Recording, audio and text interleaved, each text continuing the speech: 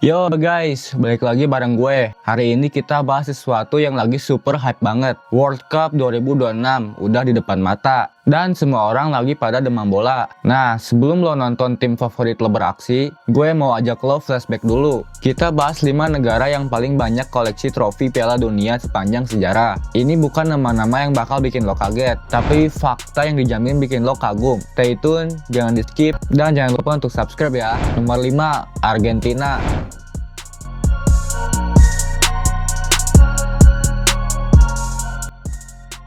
Oke, kita mulai dari yang paling grace vibes-nya. Argentina, negara yang bikin seluruh dunia nangis terharu pas mereka akhirnya angkat trofi lagi di Qatar 2022.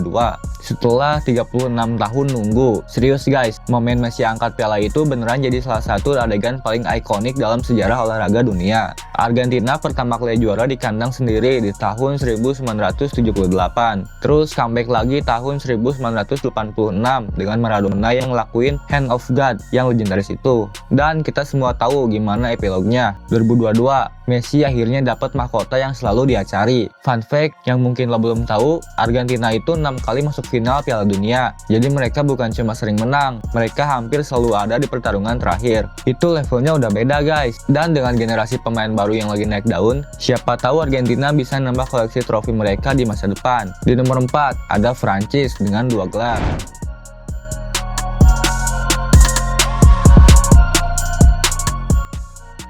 Naik ke nomor 4, ada Les Bleus alias Prancis. 2 gelar mungkin kedengarannya biasa aja dibanding yang lain, tapi konteksnya yang bikin mereka istimewa banget. Pertama kali juara itu tahun 1998 di kandang sendiri, di depan puluhan ribu fans gila-gilaan di Paris. Zinedine Zidane jadi pahlawan dengan 2 gol sundulan di final lawan Brazil. Ikonik momen yang sampai sekarang masih sering dibahas. Terus 20 tahun kemudian, tahun 2018 di Rusia, mereka juara lagi. Tapi yang bikin mind blowing adalah komposisi timnya. Kylian Mbappe yang waktu itu baru 19 tahun jadi pencetak gol di final. Bayangin guys, umur 19 tahun udah jadi juara dunia. Pas umur segitu mungkin lo masih galau soal ujian akhir nasional. Nah, yang unik dari Prancis, mereka punya filosofi gak peduli dari mana lo berasal. Tim mereka multikultural banget. Pemainnya berasal dari berbagai latar belakang etnis. Dan justru itu yang jadi kekuatan mereka. Diversity is literally their strength. Jadi Prancis bakal jadi ancaman serius di World Cup 2026. Nomor 3, ada Italia.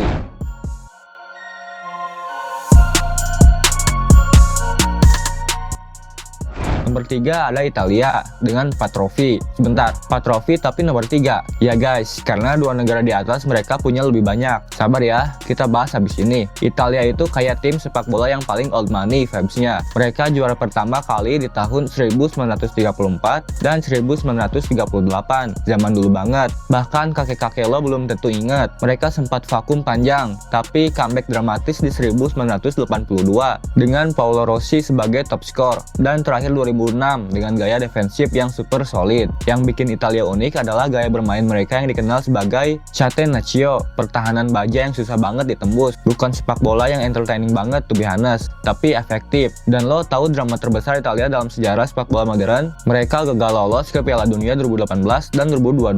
Negara yang 4 kali juara dunia gagal lolos kualifikasi. Itu bukan cuma kekecewaan, itu level embarrassment tersendiri. Tapi apakah mereka bisa bangkit? Dan akhirnya mereka pun gak lolos untuk masuk Piala Dunia 2026.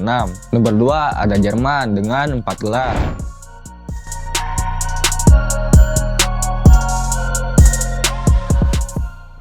Nomor 2 ada Jerman, sama-sama 4 trofi kayak Italia. Tapi Jerman ada di atas karena sebenarnya ini masalah siapa yang punya more recent title. Jerman juara terakhir tahun 2014, Italia 2006. So, Jerman edge them out dalam ranking modern. Jerman itu adalah definisi konsisten dalam sepak bola dunia. Mereka tuh kayak mesin yang gak pernah bener-bener mati. Dari era Helmut Schön, Franz Beckenbauer, sampai Jurgen Klopp. Tiap generasi selalu melahirkan pemain dan pelatih kelas dunia. Juara pertama mereka 1954 itu dijuluki Miracle of Bern. Mereka kalah 2-0 dulu dari negara Hongaria di babak grup, tapi balik dan ngalahin tim yang sama dengan skor 3-2 di final. Comeback king sejati. Dan 2014 di Brazil, itu mungkin pertunjukan paling dominan dalam sejarah Piala Dunia modern. Mereka ngalahin Brazil dengan skor 7-1 di semifinal. 7-1, bayangin. Di kandang sendiri. Sampai sekarang orang Brazil masih trauma dan nyebut kejadian itu sebagai Mineirazo. Jerman adalah blueprint dari how to be consistently great. Bukan hanya tentang menang sekali,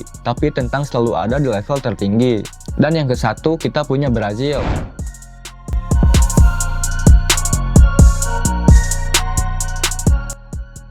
Dan di puncak siapa lagi kalau bukan Brazil? Cinco Estrelas, 5 bintang, tak tertandingi dalam sejarah Piala Dunia. Brazil itu bukan sekedar tim sepak bola, mereka adalah budaya, mereka adalah cara hidup. Jogo bonito, indahnya sepak bola Brazil sudah melegenda. Dari Pelé sampai Ronaldo, Ronaldinho sampai Neymar, Brazil selalu melahirkan pemain-pemain yang bikin orang bilang, ini nggak mungkin manusia biasa yang mainin. Gelar pertama mereka di tahun 1958 di Swedia. Waktu itu Pelé baru berumur 17 tahun dan langsung jadi bintang dunia. Dan di tahun 1970 adalah puncak kejayaan mereka. Tim ini disebut sebagai tim terbaik yang pernah ada dalam sejarah sepak bola. Pelé, Jorginho, Tostao, mereka nggak cuma menang, mereka menari sambil menang. Brazil juga satu-satunya negara yang selalu lolos ke setiap Piala Dunia sejak turnamen dimulai di tahun 1930.